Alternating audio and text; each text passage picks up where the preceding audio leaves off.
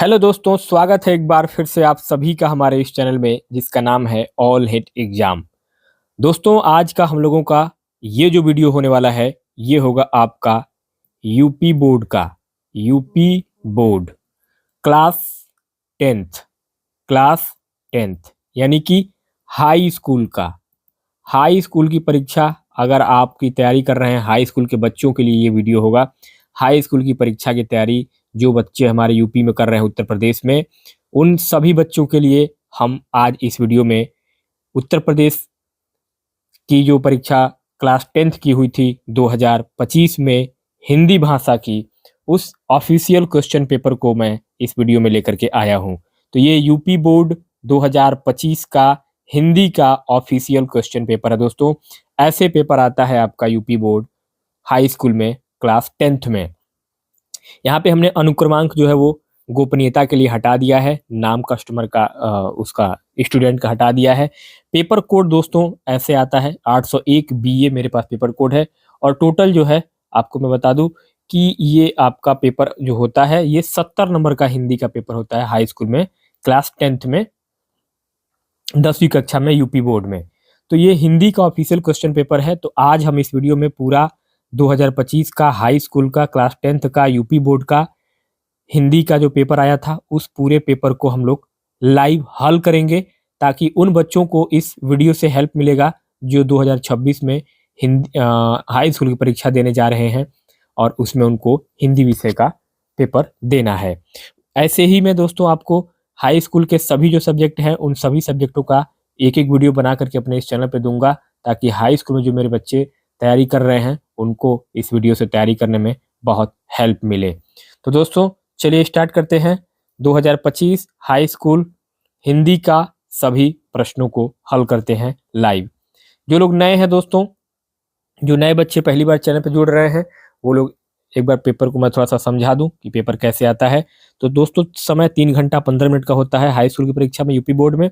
इसमें प्रारंभ के 15 मिनट आपको परीक्षार्थियों को प्रश्न पत्र पढ़ने के लिए निर्धारित किया गया है और सभी प्रश्न अनिवार्य हैं, कोई भी प्रश्न आपको छोड़ने नहीं है। तीसरा पॉइंट ये दिया गया है कि यह प्रश्न पत्र जो है वो 2 खंडों में, खंड अ और खंड ब में विभाजित है। चौथा पॉइंट है कि इस प्रश्न पत्र के खंड अ में 20 बहुविकल्पी प्रश्न दिए गए हैं, जिसमें कि दिए गए 4 विकल्पों में से सही विकल्प का चयन करके ओएमआर जो उत्तर पत्रक मिलेगा वो नीले और काले बाल पॉइंट पेन से आपको सही विकल्प वाले गोले को अच्छी तरह से रंग कर देना है। यानी कि आपको एक ओएमआर सीट मिलेगा, उसमें ऐसे 1 2 3 4 करके ऐसे पूरे 20 क्वेश्चन दिए होंगे। उसमें आपके विकल्प दिए होंगे ए बी सी डी। तो पहले नंबर के विकल्प में जो आपका आंसर सही हो रहा है उसको ऐसे गोला भरना है आपको, यानी कि उस आंसर को आपको सही करना है। तो ऐसे ओएमआर सीट भी मिलेगा आपको। पांचवा निर्देश है कि खंड अ के बहुविकल्पी प्रश्नों हेतु प्रत्येक प्रश्न के 1 अंक निर्धारित है। बहुविकल्पी प्रश्नों हेतु नकारात्मक अंकन की व्यवस्था नहीं है। यानी कि ये जो बहुविकल्पी क्वेश्चन दिया गया है, यानी कि एक प्रश्न में जो 4 उत्तर दिए गए हैं उसके लिए आपको माइनस मार्किंग नहीं है। तो सभी प्रश्नों के उत्तर देने का आपको प्रयास करना है, कोई प्रश्न छोड़ने नहीं है। और ओएमआर सीट पर जो है उत्तर देने के पश्चात संबंधित गोले को काटना नहीं है, इरेजर से या व्हाइटनर का प्रयोग नहीं करना है। एक बार जो आपने गोला भर दिया तो फिर उस गोले को फिर आपको काटना नहीं है। अगला है कि प्रत्येक प्रश्न के सम्मुख उनके निर्धारित अंक दिए गए हैं कि कौन सा प्रश्न कितने नंबर का है।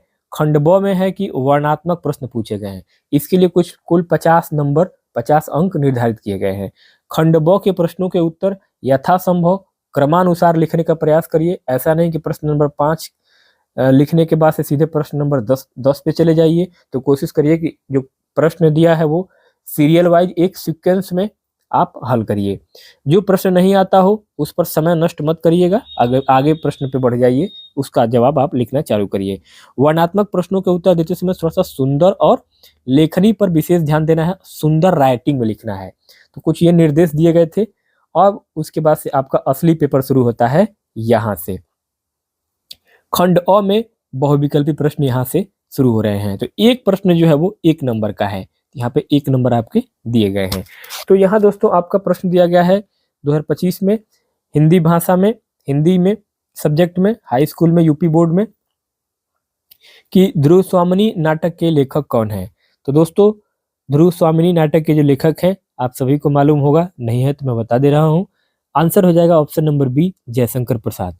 क्योंकि ध्रुव स्वामिनी जो नाटक है ये आपका जयशंकर प्रसाद जी के द्वारा रचित एक प्रसिद्ध और एक ऐतिहासिक नाटक है। तो यहाँ Jaishankar Prasad option number B आपके करेक्ट हो जाएंगे। नेक्स्ट आगे दूसरा प्रश्न पूछा गया था कि प्रेमचंद्र का विशेष महत्व किस रूप में है।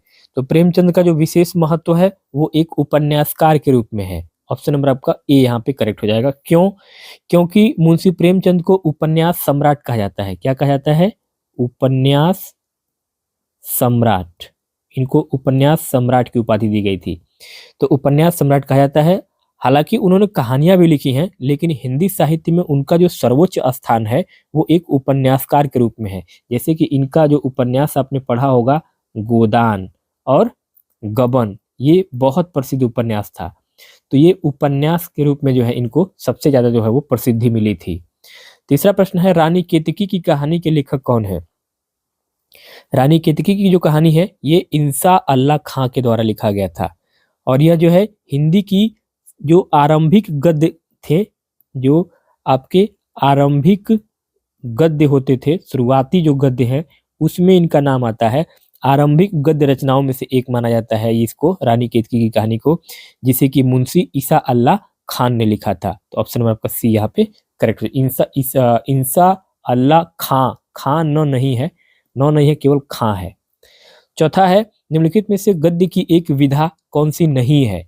तो गद्य की जो विधा नहीं है वो आपका हो जाएगा यहाँ पे महाकाव्य। महाकाव्य जो है ये गद्य में नहीं आता है दोस्तों। क्यों? क्योंकि उपन्यास हो गया, एकांकी हो गया, नाटक हो गया। उपन्यास, नाटक और एकांकी ये क्या है? ये आपके गद्य में आते हैं। किस में आते हैं? किस में आते हैं? गद्य में आते हैं। लेकिन महाकाव्य जो है ये किस में आता है? महाकाव्य यानी कि इसको बोलते हैं एपिक।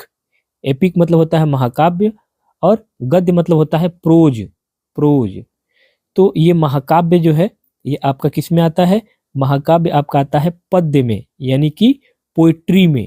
किस में आता है? पोइट्री में आता है। तो ये क्या हो जाएगा? एक गद्य की विधा नहीं हो जाएगा क्या? महाकाव्य। उम्मीद करता हूं बच्चों आप सभी को समझ में आ रहा होगा। पांचवा प्रश्न पूछा गया है परीक्षा गुरु उपन्यास के लेखक हैं। परीक्षा गुरु उपन्यास के लेखक कौन है? तो इसके लेखक हैं दोस्तों आपका राइट आंसर क्या हो जाएगा? ऑप्शन नंबर डी लाला श्रीनिवास दास।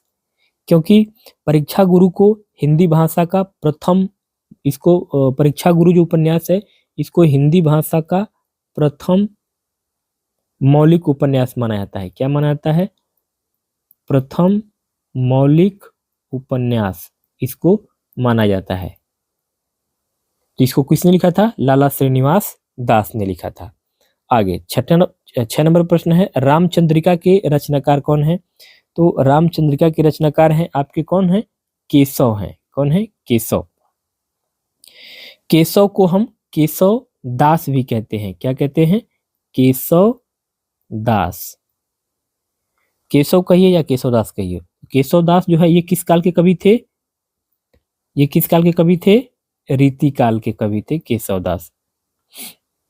और रामचंद्रिका जो है क्या थी? उनकी मुख्य रचना थी, प्रसिद्ध रचना थी।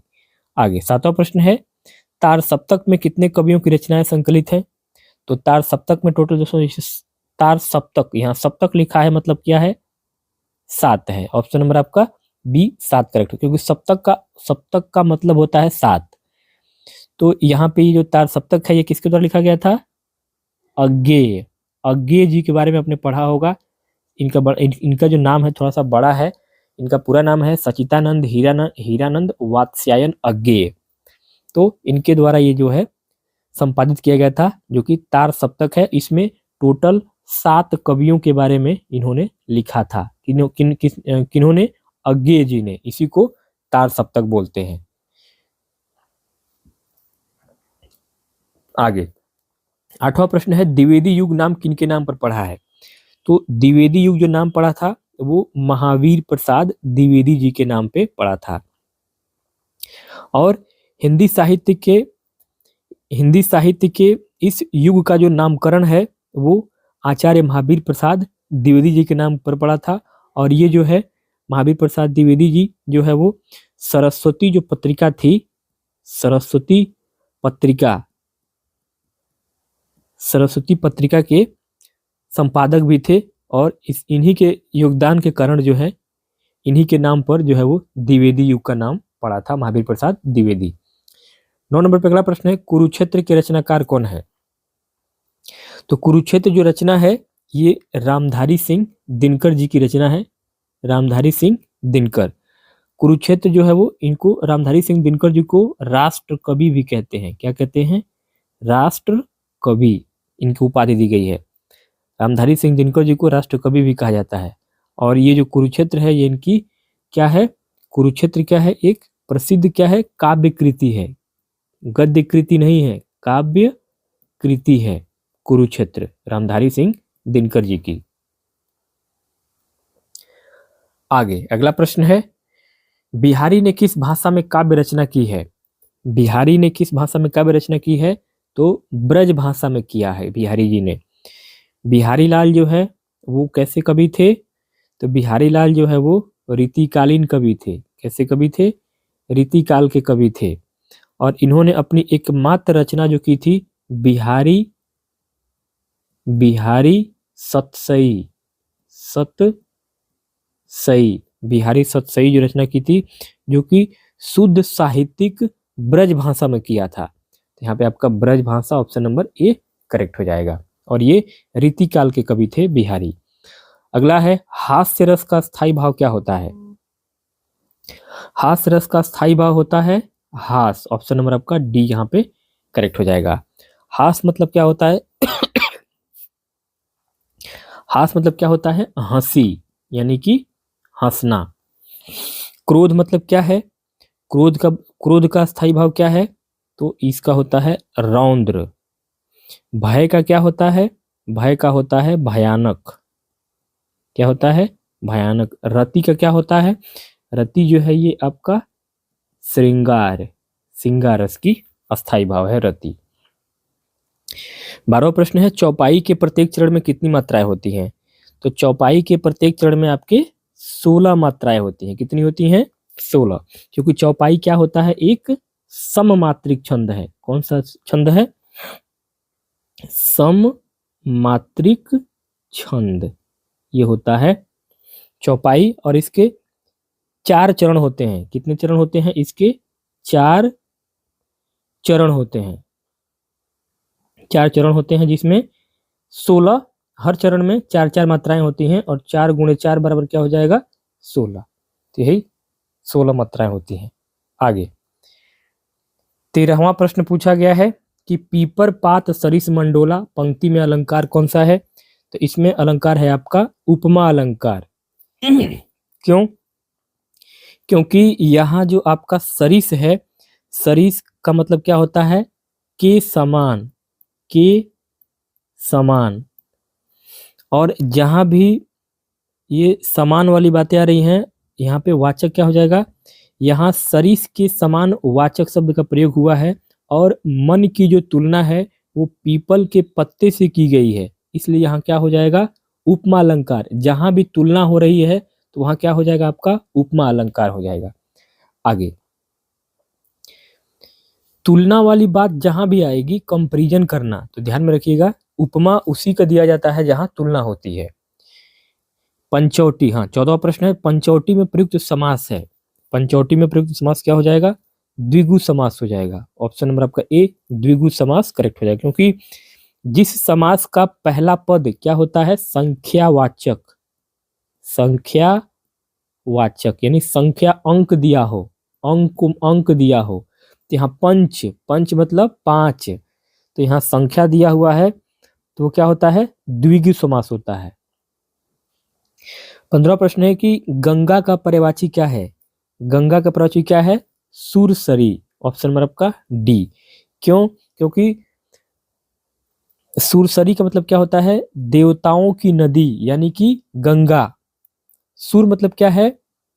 सुर बराबर क्या हो जाएगा? सूर्य बटे अंधा, यानी गगन बराबर क्या? आकाश। सुर मतलब क्या हो जाएगा? सुर मतलब अंधा, गगन क्या हो जाएगा? आकाश। जलयान क्या हो जाएगा? जहाज। ये इसके पर्यायवाची है, याद रखिएगा। आगे 16वां प्रश्न है, अभिमान में प्रयुक्त उपसर्ग है। इसमें उपसर्ग कौन सा हो जाएगा? अभी। ऑप्शन नंबर आपका बी करेक्ट हो जाएगा, अभी उपसर्ग बनेगा। क्योंकि जो पहले प्रयुक्त होता है, उपसर्ग किसको कहते हैं? जो पहले आता है। और प्रत्यय किसको कहेंगे? प्रत्यय कहेंगे जो बाद में आता है। जो जो शब्द के बाद में आए वो क्या हो जाएगा? प्रत्यय। और जो शब्द के पहले आए वो क्या हो जाएगा? उपसर्ग। तो यहाँ अभिमान में उपसर्ग क्या है? अभी है। यानी कि मूल शब्द इसका क्या है? मान है। मूल शब्द है मान, और इसमें जो है उपसर्ग लगा है अभी, तब जाके ये बना है अभिमान। आगे 17वां प्रश्न है, तद शब्द की चतुर्थी विभक्ति एक वचन पुल्लिंग का रूप क्या होगा? तो यहाँ क्या हो जाएगा आपका? ऑप्शन नंबर सी हो जाएगा, तस्मय। यानी कि तद मतलब क्या होता है? तद मतलब हो जाएगा वह, यानी कि वह के रूप चलते हैं। और सह जो है, सह, तो, ते, ये सब क्या है? चतुर्थी। कौन से हैं? चतुर्थी विभक्ति। और एक वचन में क्या होता है? तस्मय होता है। एक वचन में क्या होता है? तस्मय होता है। तो ऑप्शन नंबर आपका सी यहाँ पे करेक्ट हो जाएगा। आगे 18वां प्रश्न है कि पद परिचय की दृष्टि से पद कितने प्रकार के होते हैं? तो पद परिचय की दृष्टि से पद जो होते हैं वो आपके दो प्रकार के होते हैं। कौन कौन से? मुख्य रूप से आपके विकार यानी कि परिवर्तन के आधार पर दो प्रकार के पद होते हैं। पहला होता है आपका कौन सा? विकारी। पहला कौन सा होता है? विकारी। दूसरा कौन सा होता है? अविकारी। अविकारी। विकारी में कौन कौन सा आएगा? विकारी में आपका आ जाएगा संज्ञा, सर्वनाम, सर्वनाम, विशेषण, विशेषण और क्रिया। ये किस में आ जाएगा? विकारी में। और अविकारी में कौन कौन सा आ जाएगा? अविकारी में आपके अव्यय। क्या आते हैं? अव्यय। तो यहाँ पे आपका ऑप्शन नंबर ए 2 आपका करेक्ट हो जाएगा। 19वां प्रश्न है, कर्तृवाच्य में प्रधानता होती है। कर्तृवाच्य में प्रधानता होती है किसकी? कर्ता की प्रधानता होती है। कर्तृवाच्य को हम क्या बोलते हैं? एक तरीके से अंग्रेजी में बोलते हैं इसको एक्टिव वॉइस। एक्टिव वॉइस यानी कि कर्तृवाच्य। और कर्तृवाच्य में क्रिया का लिंग और वचन कर्ता के अनुसार होता है, इसलिए इसमें कर्ता की प्रधानता होती है। ऑप्शन नंबर बी यहाँ पे करेक्ट हो जाएगा। आगे 20वां और आखिरी प्रश्न है आपका बहुविकल्पी वाले सेक्शन में कि भाषा की सबसे छोटी इकाई होती है। तो भाषा की सबसे छोटी इकाई क्या होती है? अक्षर होते हैं। अक्षर। क्योंकि भाषा की सबसे छोटी इकाई ध्वनि या वर्ण होती है, लेकिन इन विकल्पों में कहीं भी वर्ण नहीं दिया गया है, इसलिए यहाँ पे क्या हो जाएगा? सबसे छोटा अक्षर हो जाएगा। क्योंकि जो शब्द यहाँ पे शब्द, पद और वाक्य दिया गया है, ये इन सब में से छोटा कौन सा है? अक्षर है। तो अक्षर आपका यहाँ पे करेक्ट हो जाएगा। अब दोस्तों आगे यहाँ पे जो आपका खंड ब यहाँ से शुरू हो रहा है, खंड ब में वर्णात्मक प्रश्न दिए गए हैं। तो यहाँ पे गद्यांश दिया गया है और इस गद्यांश पे आधारित 3 प्रश्नों का उत्तर आपको देना है। टोटल 6 नंबर का ये प्रश्न है आपके। इसमें 2-2 नंबर के 3 प्रश्न दिए गए हैं। ये भी आपका 2 नंबर का है, 2 नंबर का ये भी है और 2 नंबर का ये भी है। गद्यांश दिया गया है कि दूसरी बात जो इस संबंध में विचारणीय है वह यह है कि संस्कृति अथवा सामूहिक चेतना ही हमारे देश का प्राण है। इसी नैतिक चेतना के सूत्र से हमारे नगर और ग्राम, हमारे देश, हमारे प्रदेश और संप्रदाय, हमारे विभिन्न वर्ग और जातियां आपस में बंधी हुई हैं।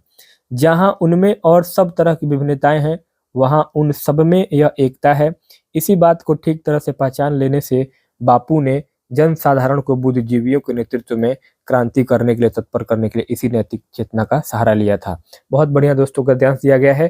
तो इस गद्यांश के ऊपर और फिर से ये दूसरा वाला जो गद्यांश दिया गया था, इनमें से किसी एक गद्यांश को ही आपको हल करना है, आपको दोनों नहीं करने हैं। यहाँ पे साफ साफ लिखा हुआ है कि यहाँ पे आपको एक ही का किसी को करना है, क्योंकि इसमें अथवा दिया गया है, या तो आप इस वाले को करिए या इस वाले को करिए।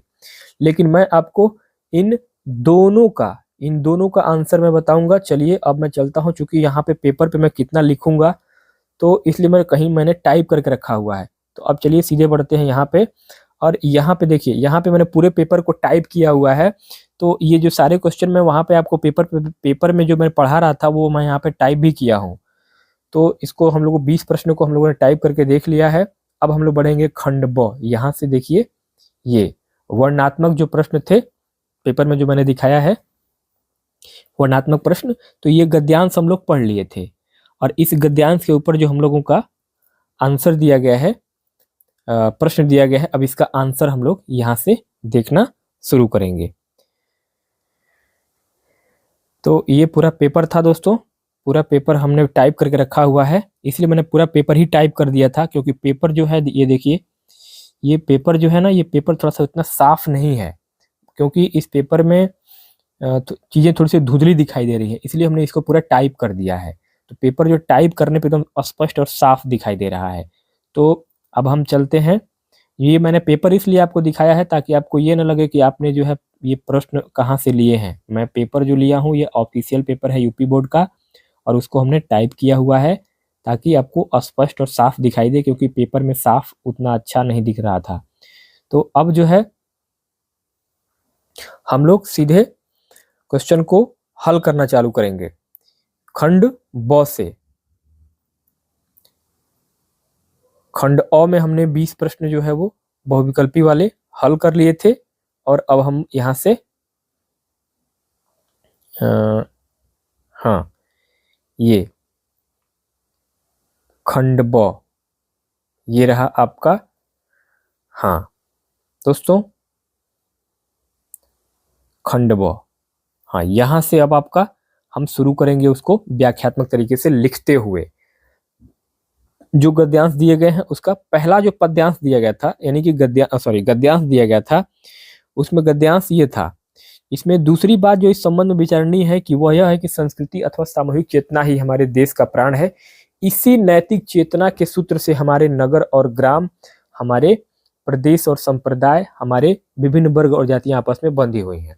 तो इसका हल और व्याख्या अब आप देखिए, क्योंकि प्रश्न में दिया गया था कि उपयुक्त गद्यांश का संदर्भ लिखिए। प्रश्न यहाँ पे देख लीजिए, चलिए मैं दिखा देता हूँ, ये प्रश्न देख लीजिए, ये था, ये प्रश्न यहाँ पे दिया हुआ है। उपयुक्त ये रहा,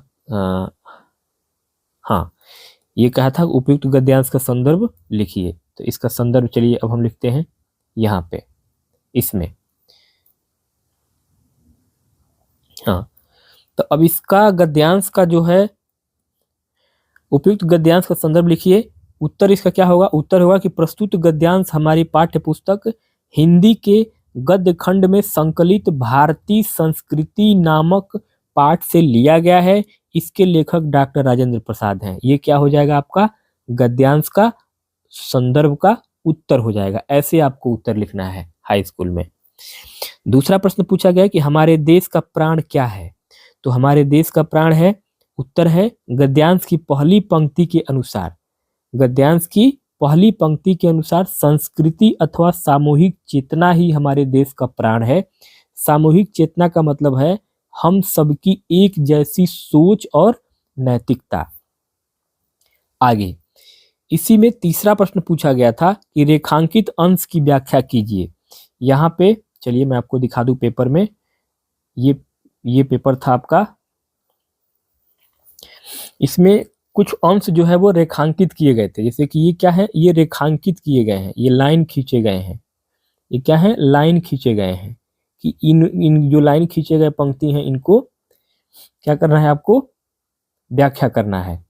तो अब इसका रेखांकित जो अंश है उसकी व्याख्या अगर हम देखेंगे तो रेखांकित अंश था कि इसी नैतिक चेतना के सूत्र से हमारे नगर और ग्राम, हमारे प्रदेश और संप्रदाय, हमारे विभिन्न वर्ग और जातियां आपस में बंधी हुई हैं, जहां उनमें और सब तरह की विभिन्नताएं हैं वहाँ उन सब में यह एकता है।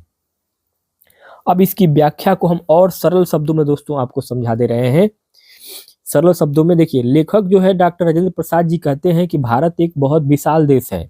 यहाँ अलग अलग तरह के लोग, अलग अलग धर्म संप्रदाय और अलग अलग जातियों के लोग रहते हैं। देखने में सब अलग लगते हैं, लेकिन भारतीय संस्कृति एक ऐसा धागा सूत्र है जिसने इन सबको आपस में बांध रखा है। जैसे माला में अलग अलग फूल एक ही धागे से जुड़े होते हैं, वैसे ही हमारे देश के गांव, शहर और सभी लोग इसी नैतिक चेतना यानी कि अच्छाई और एकता की भावना से जुड़े हुए हैं। बाहरी रूप से हम अलग हैं, लेकिन अंदर से हम सब क्या है, एक हैं।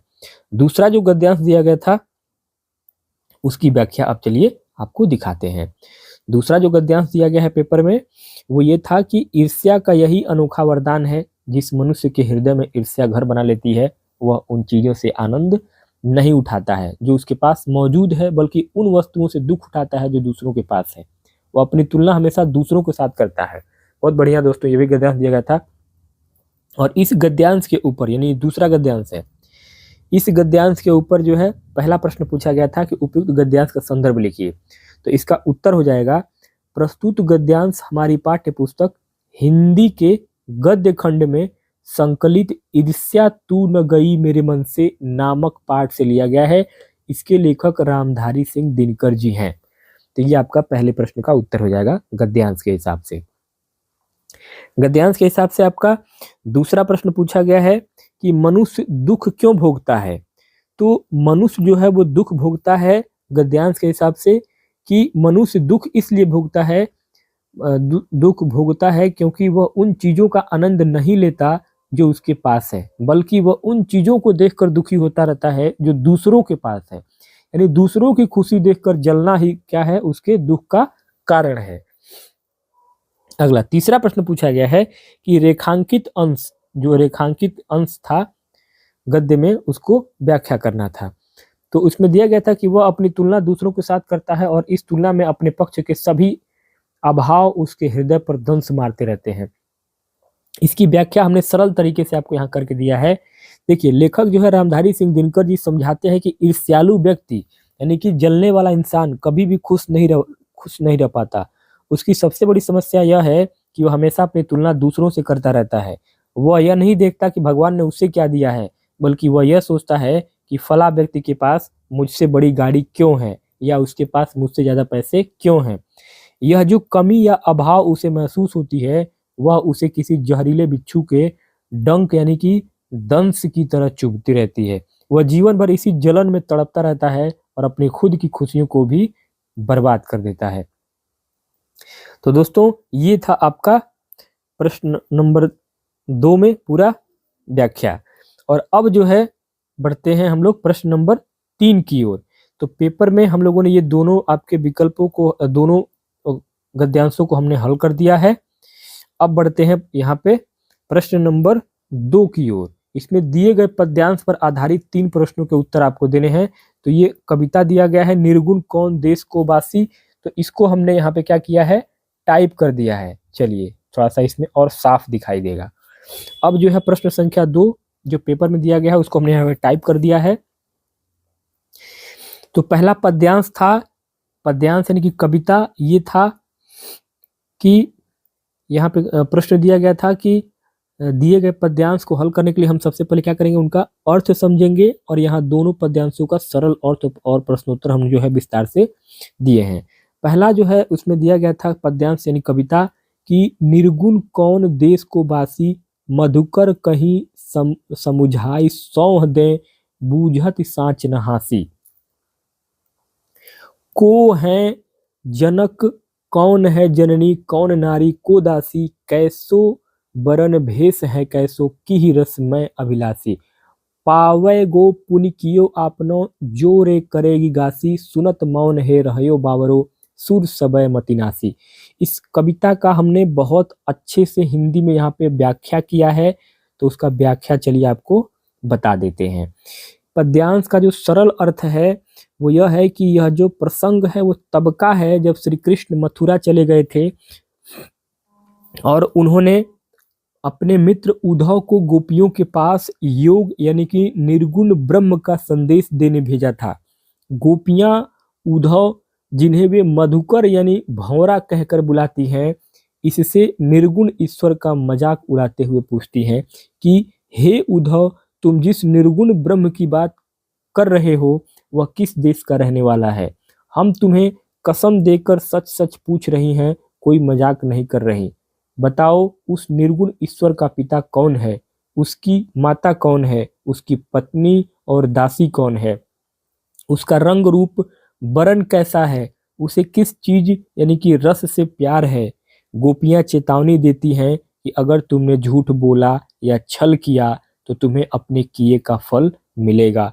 सूरदास जी कहते हैं कि गोपियों के ऐसे तर्क सुनकर ज्ञानी उद्धव बिल्कुल चुप यानी कि मौन हो गए, मानो उनकी सारी बुद्धि नष्ट हो गई हो। तो ये बहुत अच्छा कविता दिया गया था, पद्यांश दिया गया था, और इस पद्यांश के ऊपर अब आपके जो है वो प्रश्न पूछे गए थे। इसमें प्रश्न पूछा गया था कि उपयुक्त पद्यांश का संदर्भ लिखिए। तो संदर्भ था कि प्रस्तुत पद्यांश आपको लिखना कैसे है, बोर्ड में आपकी कॉपी में ऐसे लिखना है, उत्तर लिखना है कि प्रस्तुत पद्यांश हमारी पाठ्य पुस्तक हिंदी के काव्य खंड में संकलित पद शीर्षक से लिया गया है। इसके रचयिता महाकवि सूरदास जी हैं और यह सूर सागर के भ्रमर गीत प्रसंग से लिया गया है। तो ये आपका 1 नंबर प्रश्न आपका कंप्लीट हो गया। दूसरा प्रश्न पूछा गया था कि पद्यांश में मधुकर शब्द किसके लिए प्रयुक्त हुआ है? तो उत्तर रहेगा पद्यांश में मधुकर भंवरा शब्द उद्धव के लिए प्रयुक्त हुआ है। गोपियां सीधे उद्धव का नाम न लेकर उन्हें भंवरे के माध्यम से संबोधित कर रही हैं। तीसरा प्रश्न पूछा गया है रेखांकित अंश की व्याख्या कीजिए। तो पेपर में जो रेखांकित अंश दिया गया था, चलिए मैं आपको दिखा देता हूं। ये रहा आपका पेपर और इस पेपर में ये रहा आपका रेखांकित यानी कि लाइन खींचा गया है। ये लाइन खींचा गया था, इसको रेखांकित बोलते हैं। तो इसका अर्थ आपको बताने थे, तो अर्थ मैंने यहाँ पे टाइप किया हुआ है। तो इसका अर्थ था कि मुख्यतः को है जनक, कौन है जननी, की रस मैं अभिलाषी, या सुनत मौन है रहबे बारो, रेखांकित होता है। यहाँ हम मुख्य भाव की व्याख्या कर रहे हैं, ये रहेगा आपका मुख्य भाव। इसका उत्तर होगा गोपियां उद्धव से तर्क करते हुए कहती हैं कि जिस निर्गुण ईश्वर की तुम उपासना करने को कह रहे हो उसका कोई परिवार तो होगा, आखिर उसका पिता कौन है और उसकी माता कौन है, उसकी पत्नी और सेविकाएं कौन है, उसका रंग रूप कैसा है और उसे किस तरह के आनंद यानी कि रस की चाहत है। भाव यह है कि निर्गुण ब्रह्म का कोई आकार या परिवार नहीं होता है, इसलिए गोपियां सगुण श्री कृष्ण जिनके माता पिता और रूप सब पता है, इसके मुकाबले निर्गुण को असंभव और बेतुका मानती हैं।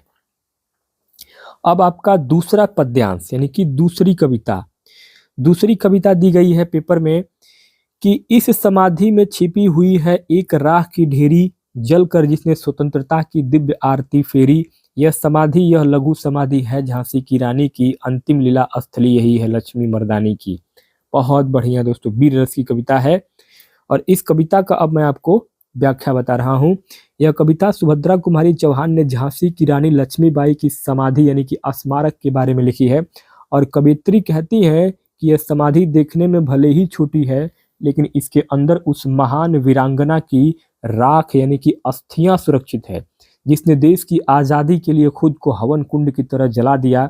जैसे आरती में दिया जलता है वैसे ही रानी ने अपने प्राणों की आहुति देकर स्वतंत्रता की आरती उतारी। यह छोटी सी समाधि उसी महान मर्दानी लक्ष्मीबाई की अंतिम कर्मभूमि लीला स्थली की है जहां उन्होंने अपने प्राण न्यौछावर किए थे।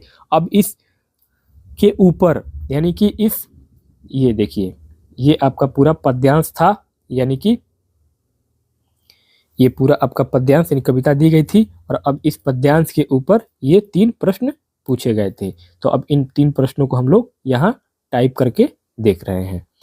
प्रश्नोत्तर पूछा गया है कि उपयुक्त पद्यांश का संदर्भ लिखिए। तो संदर्भ हो जाएगा, उत्तर हो जाएगा, उत्तर आपको कॉपी में लिखना है कि प्रस्तुत पद्यांश हमारी पाठ्य पुस्तक हिंदी के काव्य खंड में संकलित झांसी की रानी की समाधि पर शीर्षक कविता से लिया गया है।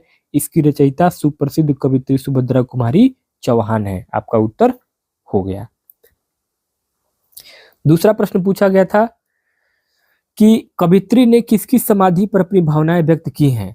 तो उत्तर लिखना है आपको कॉपी में कि कवित्री ने झांसी की रानी लक्ष्मीबाई की समाधि पर अपनी श्रद्धा और भावनाएं व्यक्त की हैं।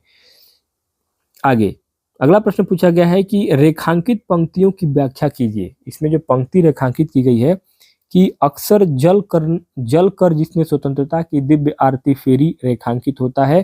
तो इसमें उत्तर हो जाएगा रेखांकित पंक्तियों की व्याख्या कि कवित्री यह कहती है कि जिस प्रकार आरती उतारते समय दीपक स्वयं जलता है और प्रकाश फैलाता है, उसी प्रकार रानी लक्ष्मीबाई ने स्वयं जल कर अपने प्राणों का बलिदान देकर भारत की स्वतंत्रता रूपी आरती को पूरा किया।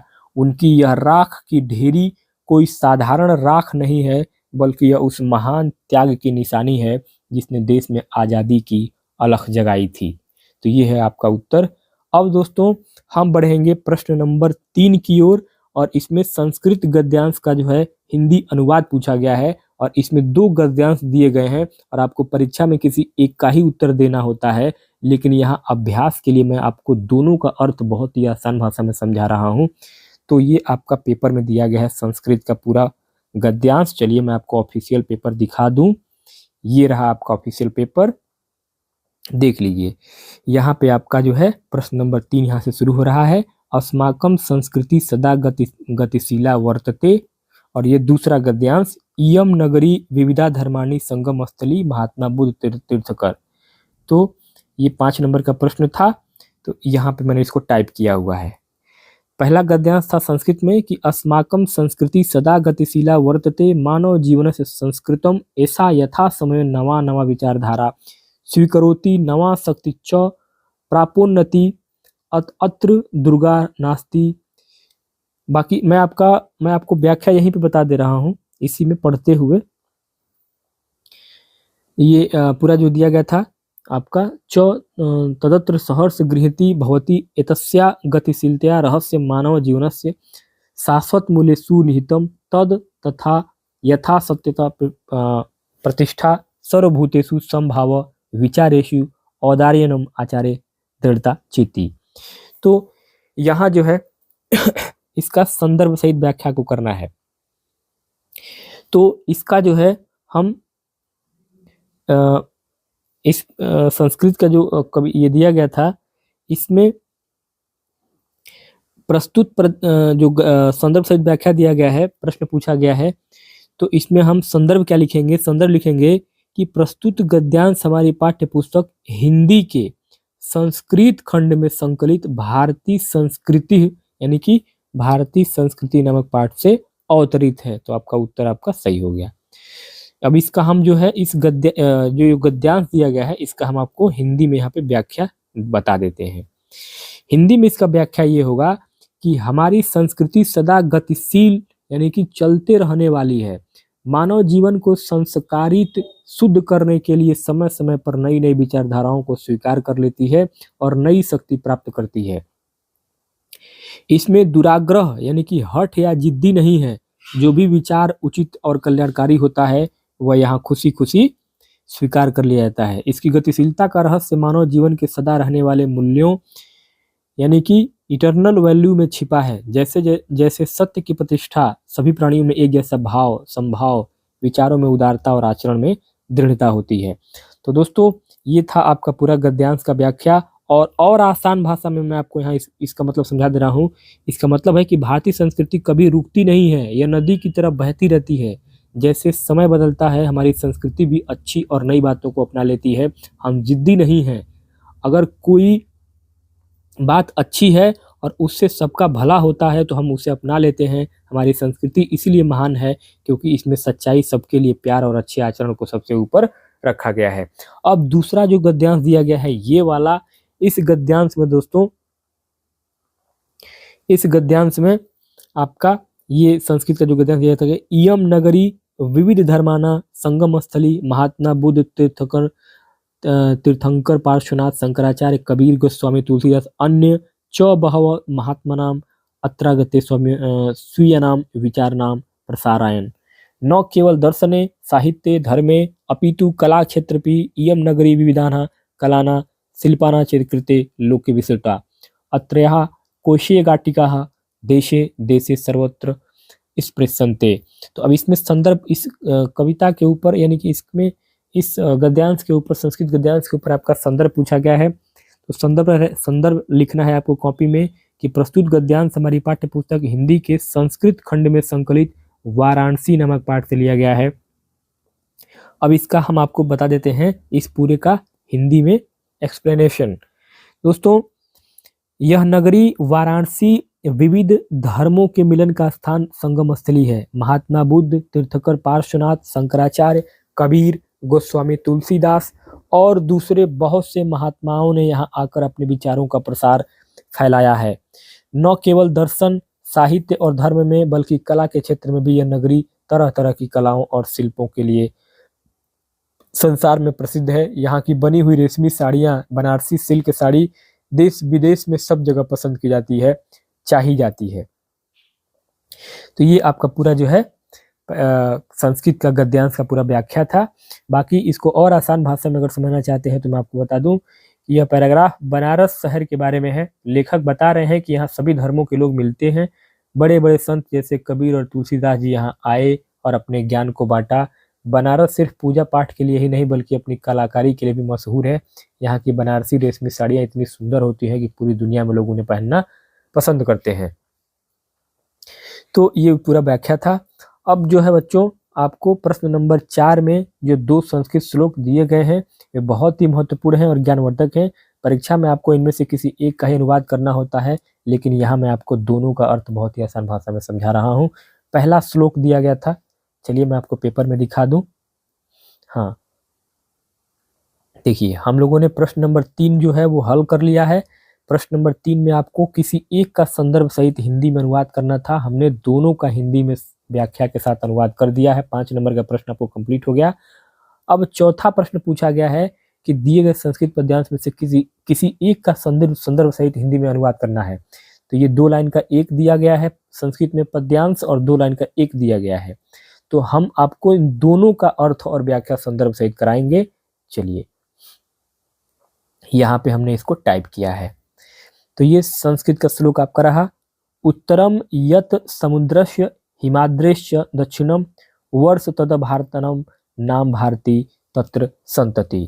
तो इसमें संदर्भ सहित आपको जो पहला श्लोक दिया गया था इसका व्याख्या करेंगे। तो ये हो जाएगा, प्रस्तुत श्लोक हमारी पाठ्य पुस्तक हिंदी के संस्कृत खंड में संकलित वीरः वीरेण पूज्यते, अर्थात वीर के द्वारा वीर की पूजा की जाती है नामक पाठ से लिया गया है। इस प्रसंग में पूरी राज पोरस सिकंदर को अपने देश का परिचय दे रहे हैं। हिंदी में इसका अनुवाद देखेंगे तो इसका अनुवाद हो जाएगा इसका हिंदी में कि जो देश समुद्र के उत्तर में है और हिमालय के दक्षिण में है उस देश का नाम भारत है और उसकी संतान वहां रहने वाले लोग भारतीय हैं। ये इस संस्कृत श्लोक का व्याख्या हो गया हिंदी में। अब दोस्तों, इसका और सरल भाषा में मैं आपको अर्थ बताऊं तो इसमें हमारे देश भारत का पता यानी कि एड्रेस बताया गया है। समुद्र के उत्तर में अगर आप नक्शे मैप में देखेंगे तो हिंद महासागर के ऊपर उत्तर भारत है, हिमालय के दक्षिण में और जो हिमालय पहाड़ है उसके नीचे दक्षिण भारत है। इन दोनों के बीच की जो धरती है उसे भारतवर्ष कहते हैं और हम सब जो यहाँ रहते हैं वो सब क्या है, भारतीय कहलाते हैं। अब दोस्तों, दूसरा जो श्लोक आपका दिया गया है संस्कृत श्लोक कि माता गुरुतरा भूमि खात पितोश्चता ततस्ता मन शीघ्रतरम वातात चिंता बहुतरी तृणात। इसका संदर्भ सहित व्याख्या अब आपको यहाँ करना है। तो संदर्भ सहित व्याख्या आपका यहाँ पे ये रहा इसका। प्रस्तुत श्लोक हमारी पाठ्य पुस्तक हिंदी के संस्कृत खंड में संकलित जीवन सूत्राणी यानी कि जीवन के सूत्र नामक पाठ से लिया गया है। यह यक्ष और युधिष्ठिर के संवाद का हिस्सा है, जहां यक्ष प्रश्न पूछते हैं और युधिष्ठिर उसका उत्तर देते हैं। इसका हम आपको व्याख्या यहाँ पे दे रहे हैं, हिंदी में आंसर दे रहे हैं कि युधिष्ठिर उत्तर देते हैं कि माता पृथ्वी से अधिक भारी यानी कि महत्वपूर्ण है और पिता आकाश से भी ऊंचा है। मन वायु यानी कि हवा से भी अधिक शीघ्रगामी यानी कि तेज चलने वाला है, और चिंता तिनको यानी कि घास से भी अधिक घनी और जलाने वाली होती है। बच्चों आपके लिए थोड़ा सा एक्सप्लेन और मैं कर दूं, थोड़ा सा और इसको मैं कर देता हूं आपके लिए आसान। इसमें आपके इस गद्यांश में आपको जो है 4 बातें बताई गई हैं। माता और पृथ्वी, माँ का दर्जा धरती से भी बड़ा है क्योंकि धरती तो केवल बोझ उठाती है, पर माँ हमें जन्म देती है और पालती भी है। पिता को आकाश से तुलना किया गया है, पिता का स्थान आसमान से भी ऊंचा है क्योंकि वे हमारा रक्षक और पालनहार है। इसके बाद इसमें आपकी बात की गई है मन और हवा की। तो हवा तो तेज चलती है लेकिन हमारा मन उससे भी तेज है। अभी आप यहाँ बैठे हैं और 1 सेकंड में आपका मन अमेरिका या चांद पर पहुंच सकता है। चिंता और घास के बारे में जो बातें कही गई है कि घास जो है तिनके बहुत जल्दी फैलती है या आग पकड़ती है, वैसे ही चिंता यानी टेंशन जो है इंसान को अंदर ही अंदर बहुत तेजी से कमजोर कर देती है। अब दोस्तों हम लोग बढ़ेंगे अगले प्रश्न की ओर। खंड काव्य, यहाँ तक आपको समझ में आ गया। अब चलिए ऑफिशियल पेपर आपका देखिए, यहाँ पे 4 नंबर का प्रश्न हम लोग दोनों इसका हल कर लिए, ये भी 5 नंबर का प्रश्न था। अब हम लोग 3 नंबर के प्रश्न हल करेंगे। इसमें आपके अपने पठित खंड काव्य के आधार पर दिए गए प्रश्नों में से किसी एक प्रश्न का उत्तर आपको यहाँ पे देना है, जो कि आपका 3 नंबर का है। देखिए यहाँ पे इसमें आपके क ख ग घ अंग और इसके अलावा च छ ज झ, तो यहाँ ये हर जिले में अलग अलग होता है। तो इसमें जो है हम आपको हर जिले का पूरा ये जो है, जैसे कि पहला प्रश्न पूछा गया 5 नंबर के क वाले सेक्शन में कि मुक्ति दूत खंड काव्य के आधार पर महात्मा गांधी का चरित्र चित्रण कीजिए, और दूसरा प्रश्न पूछा गया कि मुक्ति दूत खंड काव्य के तृतीय सर्ग का कथानक अपने शब्दों में लिखिए। ऐसे ही ज्योति जवाहर है, मेवाड़ मुकुट है, अग्र पूजा है, जय सुभाष है। इसके अलावा आपका मातृभूमि के लिए खंड काव्य के नायक कर्ण का, करमवीर भरत और तुमुल। तो इन सबका मैं आपको उत्तर बता दे रहा हूं। क्यों? क्योंकि आपको तो केवल एक ही पूछा गया है, लेकिन मैं सभी लोगों के लिए बता दूं क्योंकि ये जो मैं वीडियो बना रहा हूं ये पूरे उत्तर प्रदेश के लड़कों बच्चों के लिए बना रहा हूं।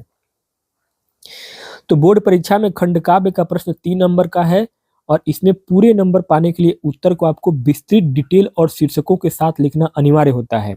शॉर्टकट से आपके नंबर जो है वो कट सकते हैं। तो यहाँ मैंने प्रश्न नंबर 5 के सभी खंडों के उत्तर विस्तार से तैयार किए हैं। छात्र अपने जिले के अनुसार निर्धारित खंड काव्य का ही उत्तर पढ़ें और तैयार करें। तो पहला दिया गया था खंड क मुक्ति दूत। इसके लेखक कौन है? डॉक्टर राजेंद्र प्रसाद मिश्र। यह गांधी जी के जीवन पर आधारित है। इसमें आपका पहला है महात्मा गांधी का चरित्र चित्रण। मुक्ति दूत खंड काव्य के नायक महात्मा गांधी हैं। उनके चरित्र की प्रमुख विशेषताएं निम्नलिखित हैं। पहला है सत्य और अहिंसा के पुजारी। गांधी जी का सबसे बड़ा हथियार सत्य और अहिंसा था। उनका मानना था कि हिंसा से केवल विनाश होता है, जबकि प्रेम और अहिंसा से क्रूर व्यक्ति का हृदय भी बदला जा सकता है। अलौकिक पुरुष दूसरा हेडिंग हो जाएगा। ये पहली हेडिंग है, ये दूसरी हेडिंग है। अलौकिक पुरुष, ये पहली हेडिंग है सत्य और अहिंसा के पुजारी, दूसरी हेडिंग है अलौकिक पुरुष। अलौकिक पुरुष में आपको लिखना है कि कवि ने उन्हें पृथ्वी पर ईश्वर का अवतार माना है। वे दीन दुखियों के रक्षक और पापियों के लिए भय का कारण थे। उनका व्यक्तित्व इतना प्रभावशाली था कि बड़े बड़े अंग्रेज अधिकारी भी उनके सामने नतमस्तक हो जाते थे। तीसरी हेडिंग आपको लिखनी है हरिजनों के उद्धारक। गांधी जी ने छुआछूत के कलंक को मिटाने के लिए अपना जीवन लगा दिया। उन्होंने दलितों को हरिजन यानी कि ईश्वर की संतान नाम दिया और उन्हें समाज में सम्मान दिलाया। चौथा हेडिंग आपको बनाना है दृढ़ प्रतिज्ञ, यानी कि वे जो संकल्प ले लेते थे उसे पूरा करके ही दम लेते थे। नमक सत्याग्रह और दांडी यात्रा उनकी इसी दृढ़ता का प्रमाण है। अगला हेडिंग बनाना है आपको मानवीय गुणों की खान। गांधी जी में दया, करुणा, क्षमा और प्रेम कूट कूट कर भरा था। वे शत्रु से नहीं बल्कि शत्रुता से घृणा करते थे। तो ये पहला प्रश्न का उत्तर आपका खत्म हो गया। अब दूसरा प्रश्न पूछा गया है मुक्ति दूत में कि तृतीय सर्ग का कथानक क्या है। तो तृतीय सर्ग का कथानक आपका उत्तर हो जाएगा तीसरे सर्ग में अंग्रेजों के दमन और गांधी जी के आंदोलनों का वर्णन है। जलियांवाला बाग हत्याकांड की क्रूरता ने पूरे देश को हिला दिया था। जनरल डायर की इस बर्बरता के विरुद्ध गांधी जी ने और सहयोग आंदोलन नॉन कोऑपरेशन मूवमेंट शुरू किया था। तो इस सर्ग में दिखाया गया है कि कैसे गांधी जी के आह्वान पर लोगों ने सरकारी नौकरियों, उपाधियों और विदेशी कपड़ों का त्याग कर दिया। जगह जगह विदेशी कपड़ों की होली जलाई गई। प्रिंस ऑफ वेल्स के भारत आने पर हड़तालें हुई। अंग्रेज सरकार ने दमन चक्र चलाया और हजारों भारतीयों को जेल में डाल दिया। लेकिन गांधी जी का आंदोलन और तेज होता गया। तो इस तरीके से आपने पहले जो मुक्ति दूत खंड काव्य था उसको हल कर लिया है और इसमें आपको 3 नंबर का आपको आंसर मिल जाएगा। अब बढ़ते हैं उन बच्चों के लिए जिन बच्चों को खंड ख करना अनिवार्य था, यानी कि उनके जिले में ज्योति जवाहर पढ़ाई जाती है। तो इसके लेखक हैं देवी प्रसाद शुक्ल राही। नायक हैं जवाहरलाल नेहरू का चरित्र चित्रण। ज्योति जवाहर के नायक पंडित नेहरू हैं और कवि ने उनके विराट व्यक्तित्व को इन बिंदुओं में उभारा है। पहला हेडिंग बनाना है आपको, विराट व्यक्तित्व संगम। नेहरू जी का व्यक्तित्व भारत की अलग अलग संस्कृतियों का संगम है। कवि के अनुसार उनमें राम का रूप, कृष्ण की नीति और गांधी की अहिंसा के एक साथ देखने को मिलती है। दूसरा हेडिंग बनाना है विश्व शांति के अग्रदूत। नेहरू जी युद्ध के विरोधी थे। उन्होंने पंचशील का सिद्धांत दिया और दुनिया को शांति का पाठ पढ़ाया। वे पूरी मानवता को अपना परिवार मानते थे। तीसरा है भावुक और संवेदनशील। बाहर से नेहरू जी दृढ़ दिखने वाले नेहरू जी अंदर से बहुत कोमल थे। गरीबों का दुख देखकर उनका दिल भर आता था। चौथी हेडिंग आपको बनानी है इतिहास निर्माता के रूप में। नेहरू जी उन्होंने आधुनिक भारत की नींव रखी। वे विज्ञान और तकनीक के समर्थक थे और भारत को एक विकसित राष्ट्र बनाना चाहते थे। आगे अब आपको दूसरा प्रश्न पूछा गया था कि कथा वस्तु समरी लिखनी है। तो ज्योति जवाहर खंड काव्य में कोई धारावाहिक कहानी नहीं है, बल्कि यह एक भाव प्रधान काव्य है। इसमें कवि ने कलिंग युद्ध के बाद बदले हुए अशोक, चित्तौड़ के स्वाभिमानी राणा प्रताप और वीर शिवाजी के गुणों को नेहरू जी के व्यक्तित्व में तलाशने की कोशिश की है। कवि बताते हैं कि नेहरू जी ने अशोक से अहिंसा, प्रताप से स्वाभिमानी और शिवाजी से वीरता ग्रहण की है। काव्य का सार यह है कि जवाहरलाल नेहरू भारत की हजारों सालों की संस्कृति और इतिहास का निचोड़ हैं। ये प्रश्न खत्म हो गया। अब जो है ग हम सेक्शन करेंगे। मेवाड़ मुकुट आप लोगों को जिस जिले में पढ़ाया जाता होगा, तो मेवाड़ मुकुट वाले बच्चे इसको देख लीजिए। मेवाड़ मुकुट जो है गंगा रत्न पांडे के द्वारा लिखा गया है। इसकी कथा वस्तु समरी जो है वो इस तरीके से है कि यह जो खंड काव्य है वो हल्दी घाटी के युद्ध के बाद की घटनाओं पर आधारित है। राणा प्रताप मुगलों से हारने के बाद अरावली के जंगलों में भटक रहे हैं, लेकिन उन्होंने हार नहीं मानी है। वे साधनहीन हैं और महलों का सुख छोड़ चुके हैं। सर्गों में दिखाया गया है कि उनकी पत्नी लक्ष्मी और बच्चे भूख से व्याकुल हैं। एक बार उनकी बेटी की चीख सुनकर राणा का हृदय टूट जाता है और वे विचलित हो जाते हैं। तभी उनकी पत्नी उन्हें ढांढस बंधाती है। अंत में दानवीर भामा शाह आते हैं और अपनी पूरी संपत्ति राणा के चरणों में समर्पित कर देते हैं। इससे राणा प्रताप फिर से सेना संगठित करते हैं और स्वतंत्रता का बिगुल बजाते हैं। तो ये राणा प्रताप जी के बारे में लिखा गया है मेवाड़ मुकुट। दूसरा प्रश्न पूछा गया था मेवाड़ मुकुट में कि राणा प्रताप का चरित्र चित्रण कैसे होगा। तो उसमें पहला हेडिंग आपको बनाना है स्वतंत्रता के पुजारी। महाराणा प्रताप को अपनी जान से भी ज्यादा अपनी आजादी प्यारी है। वे कहते हैं सोने के पिंजरे से अच्छा है जंगल में भूखा रहना। दूसरा हेडिंग बच्चों आपको बनानी है दृढ़ निश्चयी और स्वाभिमानी। महाराणा प्रताप उन्होंने कसम खाई थी कि जब तक चित्तौड़ को आजाद नहीं करा लेंगे वे पत्तल पर खाना खाएंगे और घास पर सोएंगे। तीसरी हेडिंग आपको बनानी है अदम्य साहसी। मुसीबतों के पहाड़ टूटने पर भी वे घबराते नहीं हैं। अकबर की विशाल सेना भी उनके साहस को तोड़ नहीं पाई। चौथा हेडिंग बनाना है त्यागी और तपस्वी। राजा होते हुए भी महाराणा प्रताप उन्होंने सन्यासी जैसा जीवन बिताया केवल अपनी मातृभूमि के लिए। तो दोस्तों ये जो है आपका मेवाड़ मुकुट कंप्लीट हो गया। अब बढ़ते हैं आगे खंड मतलब घ सेक्शन जो दिया गया है जो कि अग्र पूजा है। तो अग्र पूजा आपको जिस जिले में पढ़ाया जाता होगा अग्र पूजा वाले देख लीजिए। अग्र पूजा जो है वो राम बहोरी शुक्ल के द्वारा लिखा गया है और इसमें श्री कृष्ण का चरित्र चित्रण दिया गया है। इसमें श्री कृष्ण का चरित्र चित्रण है। पहली हेडिंग आपको बनानी है अलौकिक शक्ति संपन्न। श्री कृष्ण साक्षात ईश्वर के अवतार हैं, फिर भी वे सामान्य मनुष्य की तरह व्यवहार करते हैं। दूसरी हेडिंग बनानी है विनम्र और शिष्ट। सबसे शक्तिशाली होते हुए भी वे अहंकार से कोसों दूर हैं। राजसूय यज्ञ में वे ब्राह्मणों के चरण धोने और पत्तल उठाने जैसा कार्य स्वेच्छा से करते हैं। तीसरा है क्षमाशील, यानी कि वे शिशुपाल की 100 गालियां चुपचाप सुन लेते हैं क्योंकि उन्होंने उसकी माता को वचन दिया था।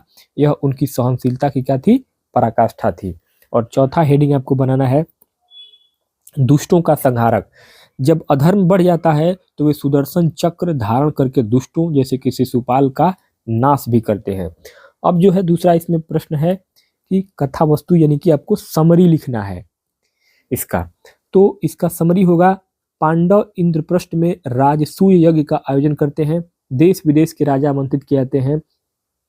यज्ञ की समाप्ति पर प्रश्न उठता है कि अग्र पूजा सबसे पहली, अग्र पूजा का मतलब होता है सबसे पहली पूजा किसकी की जाए। तो भीष्म पितामह और सहदेव श्री कृष्ण का नाम प्रस्तावित करते हैं। अधिकांश राजा इसका समर्थन करते हैं लेकिन चेदी नरेश शिशुपाल इसका विरोध करता है। वह श्री कृष्ण को अपशब्द कहता है और गाली गलौज करता है। जब उसके 100 अपराध पूरे हो जाते हैं तो श्री कृष्ण अपने चक्र से उसका सिर काट देते हैं और अंत में यज्ञ निर्विघ्न पूरा होता है। तो ये भी सेक्शन आपका पूरा हो गया। अब बढ़ते हैं आगे। घ जय सुभाष जहां पढ़ाया जाता होगा जिस जिले में, उस जिले के बच्चे इसको देखिए। लेखक है विनोद चंद्र पांडे। जय सुभाष जो है ये लेखक विनोद चंद्र पांडे के द्वारा लिखा गया है। इसमें आपके पेपर में प्रश्न पूछा गया है कि द्वितीय सर्ग की कथा वस्तु लिखना है। दूसरे सर्ग में सुभाष चंद्र बोस के विद्यार्थी जीवन और आईसीएस परीक्षा पास करने का वर्णन है। सुभाष बचपन से ही मेधावी थे। उन्होंने विलायत जाकर कठिन आईसीएस परीक्षा यानी कि आज की आईएएस जैसी परीक्षा पास की, लेकिन जब उन्होंने देखा कि भारत माँ गुलाम है तो उनका स्वाभिमान जाग उठा। उन्होंने सोचा कि गुलाम देश का कलेक्टर बनने से अच्छा है आजाद देश का सिपाही बनना। उन्होंने अंग्रेजों की बड़ी नौकरी को लात मार दी और देश सेवा का व्रत लेकर भारत लौट आए। अब दूसरा प्रश्न पूछा गया है कि नायक सुभाष का चरित्र चित्रण आपको लिखना है। तो उनका चरित्र चित्रण आप कैसे लिखेंगे? पहली हेडिंग आप बनाना है प्रखर देशभक्त। उनका यानी कि सुभाष चंद्र बोस का रोम रोम देश प्रेम से भरा था। उन्होंने अपना घर परिवार करियर सब कुछ देश के लिए त्याग दिया। दूसरा हेडिंग बनाना है आपको अद्भुत नेतृत्व क्षमता। उन्होंने आजाद हिंद फौज का गठन किया और हजारों सैनिकों को एक इशारे पर मरने मिटने के लिए तैयार कर दिया। तीसरी हेडिंग बनानी है ओजस्वी वक्ता, यानी कि बोस सुभाष चंद्र बोस, उनका नारा था तुम मुझे खून दो मैं तुम्हें आजादी दूंगा, आज भी रोंगटे खड़े कर देता है। चौथा है निडर और स्वाभिमानी। वे अंग्रेजों की कड़ी सुरक्षा से भी बच निकले थे। वे कभी किसी के सामने झुके नहीं। अब दोस्तों आगे अगला है आपका मातृभूमि के लिए। तो मातृभूमि के लिए जहां भी जिस जिले में, उत्तर प्रदेश के जिस जिले में मातृभूमि के लिए ये पढ़ाया जाता है खंड काव्य, वो बच्चे देख ले। तो मातृभूमि के लिए जो है ये इसके लेखक है डॉक्टर जयशंकर त्रिपाठी। इसके नायक हैं चंद्रशेखर आजाद। अब इनका जो है चंद्रशेखर आजाद का चरित्र चित्रण आपको लिखना है। तो पहला हेडिंग आपको बनाना है कि महान क्रांतिकारी।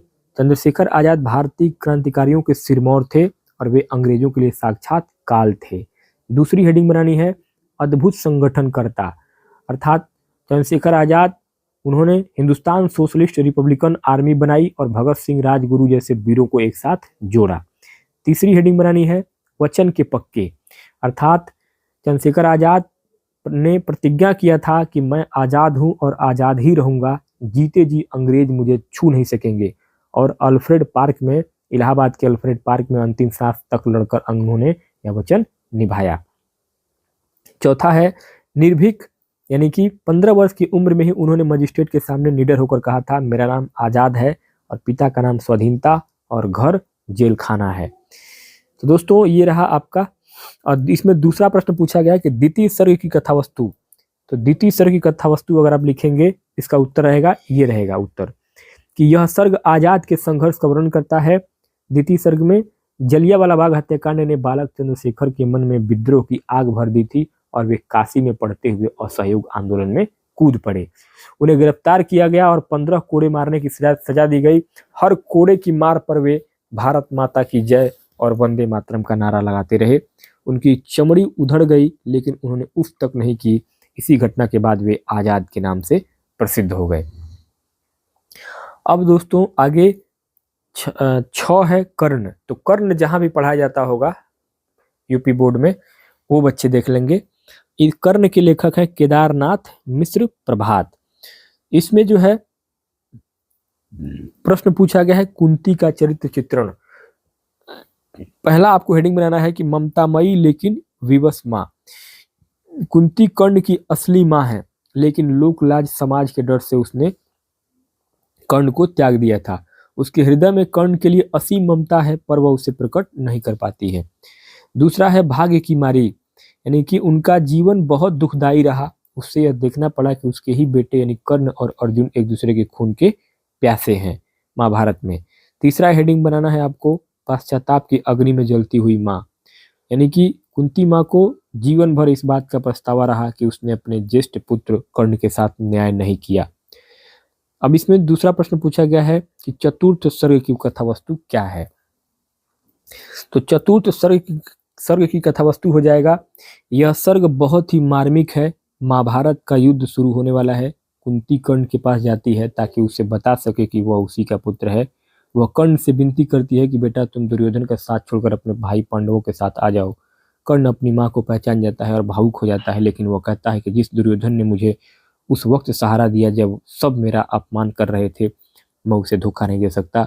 अंत में वह कुंती को वचन देता है कि अर्जुन को छोड़कर मैं तुम्हारे किसी और बेटे यानी कि युधिष्ठिर, भीम, नकुल, सहदेव को नहीं मारूंगा। तुम्हारे 5 बेटे हर हाल में जीवित रहेंगे। तो ये आपका कंप्लीट हो गया। अब आता है जौ, यानी कि करमवीर भरत। करमवीर भरत जो है आपको जो पढ़ा जाता होगा, इसको वो वाले बच्चे इसको देखिए। इसके लेखक है करमवीर भरत के लक्ष्मी शंकर मिश्र निशंक। इसमें भरत का चरित्र चित्रण आपको लिखना है। इस प्रश्न में पहला हेडिंग आपको बनाना है आदर्श भाई, यानी कि भरत का चरित्र दुनिया के लिए एक मिसाल है। जहां लोग राजगद्दी के लिए लड़ते हैं, वहां उन्होंने राम के लिए राजपाट ठुकरा दिया। दूसरा है त्याग की प्रतिमूर्ति। वे भरत अयोध्या में रहकर भी वनवासी तपस्वी की तरह जीवन जीते रहे। उन्होंने 14 साल तक नंदीग्राम में कुटिया बनाकर राजकाज संभाला। तीसरा विनम्र और धर्मपरायण। वे अपनी मां कैकेयी के पाप का प्रायश्चित खुद को कष्ट दे करके करते हैं। चौथा है सच्चा क्षत्रिय। वे वीर भी हैं और भावुक भी। राम की चरण पादुकाओं की पूजा करना उनकी अनन्य भक्ति को दर्शाता है। अब दूसरा प्रश्न पूछा गया है कि तृतीय सर्ग की कथा वस्तु लिखिए। तो तीसरे सर्ग में भरत का वन गमन वर्णित है। जब भरत को पता चलता है कि राम वन चले गए हैं, तो वे उन्हें वापस लाने के लिए चित्रकूट की ओर चल पड़ते हैं। उनके साथ अयोध्या की सेना और माताएं भी हैं। रास्ते में निषाद राज गुह जो राम के मित्र थे, उनको लगता है कि भरत राम पर हमला करने जा रहे हैं। वे युद्ध की तैयारी कर लेते हैं, लेकिन जब वे भरत को नंगे पैर आंखों में आंसू लिए आते देखते हैं तो उनका संदेह दूर हो जाता है। भरत निषाद राज को गले लगाते हैं, जो यह सिद्ध करता है कि भरत ऊंच नीच में नहीं मानते। तो ये भी कंप्लीट हुआ। अब जो है झ तुमुल। तुमुल जहाँ पढ़ाया जाता होगा जिस जिले में, उस जिले के बच्चों को लिखना है। तुमुल जो है ये श्याम नारायण पांडे जी का लिखा गया है। इसमें प्रथम सर्ग की कथा वस्तु पूछी गई है। तो प्रथम सर्ग में लंका में युद्ध की तैयारी और मेघनाद के उत्साह का वर्णन है। राम रावण युद्ध चल रहा है और रावण अपनी सेना की हार से चिंतित है। तभी उसका पुत्र मेघनाद आता है और कहता है कि पिताजी चिंता मत करो, मैं राम और लक्ष्मण दोनों का वध कर दूंगा। वह युद्ध भूमि में भयंकर गर्जना करता है। उसकी हुंकार सुनकर वानर सेना कांप उठती है। यह सर्ग आने वाली प्रलयकाली युद्ध की भूमिका है। अब इसमें दूसरा प्रश्न पूछा गया है लक्ष्मण का चरित्र चित्रण आपको लिखना है। तो पहली हेडिंग बनानी है अदिति योद्धा। लक्ष्मण शेषनाग के अवतार हैं। उनकी वीरता के आगे मेघनाद जैसा मायावी राक्षस भी टिक नहीं पाया। दूसरा है श्री राम के अनन्य भक्त हैं। लक्ष्मण का अपना कोई जीवन नहीं था, उनका हर पल राम की सेवा के लिए था। भाई की आज्ञा उनके लिए पत्थर की लकीर थी। तीसरी हेडिंग बनानी है, आप लोगों को लिखना है कॉपी में, क्रोधी किंतु न्यायप्रिय। उन्हें अधर्म देखकर बहुत जल्दी क्रोध आ जाता था, जैसे परशुराम संवाद में, लेकिन उनका क्रोध हमेशा धर्म की रक्षा के लिए ही होता था। चौथा हेडिंग बनाना है तेजस्वी। उनका व्यक्तित्व इतना प्रभावशाली था कि शत्रु भी उनसे भय खाते थे। अब छात्रों के लिए थोड़ा सा मैं आपको बच्चों के लिए मैं आपको थोड़ा सा एक निर्देश दे दूं। देखिए, परीक्षा में चरित्र चित्रण लिखते समय ऊपर दिए गए बोल्ड और शीर्षक यानी कि हेडिंग का प्रयोग करें और उनके अंदर 2-3 लाइनें लिखें इससे परीक्षक को उत्तर पढ़ने में आसानी होती है और वे आपको पूरे नंबर देते हैं। अब दोस्तों यहाँ पे आपको अगला प्रश्न करना है। ये अभी तक हम लोगों ने ये वाला पूरा प्रश्न यानी कि प्रश्न नंबर 5 को पूरा हल किया है। मुक्ति दूत, ज्योति जवाहर, मेवाड़ मुकुट, अग्र पूजा, ये जय सुभाष, मातृभूमि, कर्ण, करमवीर भरत और तुमुल। अब ये प्रश्न कंप्लीट हुआ। अब हम बढ़ेंगे क्वेश्चन नंबर 6 की ओर। 6 नंबर पे जो प्रश्न पूछा गया है क और ख, इसमें से निम्नलिखित लेखकों में से किसी एक का लेखक का जीवन परिचय देते हुए उनकी एक प्रमुख रचना का उल्लेख कीजिए। रामधारी सिंह दिनकर, आचार्य रामचंद्र शुक्ल और जयशंकर प्रसाद। तो हम इसमें से सभी का करेंगे। एक कवि का भी लिखना है, कवि का जीवन परिचय देते हुए उनकी प्रमुख रचना लिखना है। तो मैं यहाँ पे, ये भी 5 नंबर का प्रश्न है, तो मैं भी इसमें आपको क और ख दोनों करके मैं आपको दिखाता हूँ ताकि आपको जानकारी अच्छी हो जाए। तो दोस्तों इसीलिए मैंने आपको यहाँ पे सब लिखा हुआ है। देखिए, बोर्ड परीक्षा में अच्छे अंक लाने के लिए जीवन परिचय को केवल जन्म मृत्यु तक सीमित नहीं रखना चाहिए, बल्कि उसे विस्तृत रूप में लिखना चाहिए ताकि परीक्षक एग्जामिनर पर अच्छा प्रभाव पड़े। तो यहाँ मैंने प्रश्न नंबर 6 में पूछे गए सभी लेखकों और कवियों का विस्तृत जीवन परिचय और उनकी 10 से अधिक प्रमुख रचनाओं की सूची तैयार की है। लेखकों का जीवन परिचय, पहला है आचार्य रामचंद्र शुक्ल। तो जीवन परिचय आपको कैसे लिखना है तो यहाँ पे देख लीजिए। पहला आचार्य रामचंद्र शुक्ल, आपको हेडिंग बनाना है। हेडिंग बनाना है आपको जीवन परिचय, यहाँ से आपको लिखना शुरू करना है। जीवन परिचय कैसे लिखा जाता है। हिंदी साहित्य के सर्वश्रेष्ठ आलोचक, निबंधकार और इतिहासकार आचार्य रामचंद्र शुक्ल का जन्म सन 1884 ईस्वी में उत्तर प्रदेश के बस्ती जिले के अगुना नामक गांव में हुआ था। इनके पिता का नाम पंडित चंद्रबली शुक्ल था, जो एक सुपरवाइजर कानूनगो थे। शुक्ल जी की प्रारंभिक शिक्षा अपने पिता के पास राठ तहसील में हुई। उन्होंने मिशन स्कूल से 10वीं यानी कि फाइनल की परीक्षा पास की। गणित में कमजोर होने के कारण ये आगे नहीं बढ़ सके। इन्होंने कुछ समय तक मिर्जापुर के न्यायालय में नौकरी की, किंतु स्वभाव के अनुकूल न होने के कारण छोड़ दी। बाद में ये मिर्जापुर के मिशन स्कूल में चित्रकला के अध्यापक हो गए। इनकी विद्वता से प्रभावित होकर इन्हें काशी नागरी प्रचारणी सभा में हिंदी शब्द सागर के संपादन कार्य के लिए बुलाया गया।